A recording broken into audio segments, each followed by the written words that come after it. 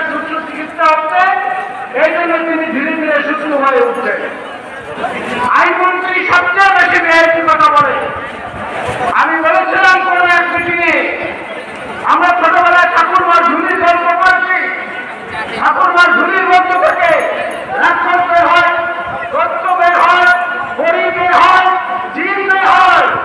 আর আমাদের দেশে একটা ঠাকুরমা আছে, এই ঠাকুরমার ঝুলি থেকে পাপিয়া বের হয়। এই ঠাকুরমার ঝুলি থেকে সর্বনাশ বের হয়।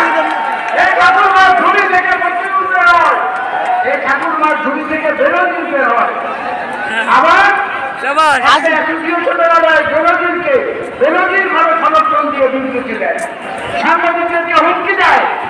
এই অসভ্য আওয়ামী বেয়াদব লীগের খপ্পর থেকে দেশকে বাঁচাতে হলে যার উপস্থিত অপরিহার্য তিনি হচ্ছেন দেশনেত্রী বেগম খালেদা জিয়া। তাকে মুক্ত করতে না পারলে এই আন্দোলনের সংগ্রামের বক্তব্য সবকিছুই মূল্যহীন হয়ে যাবে। তাকে মুক্ত করতে পারলে আমাদের দেশের তারেক রহমান দেশে ফিরতে পারবে। আমাদের উপরে যে অত্যাচার, নিপীড়ন, নির্যাতন এগুলো একে একে বন্ধ হওয়ার ব্যবস্থা হবে। সুতরাং আসুন সমস্ত মোহনার স্রোতকে এক জায়গায় মিলিয়ে এই স্রোত প্রবাহিত করে গণভবনে গিয়ে ধাক্কা দেয়, যাতে তাদের রক্তপাত ভেসে পাবনে চলে যায়।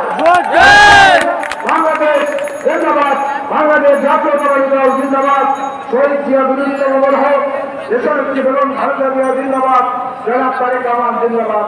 আসসালামু আলাইকুম।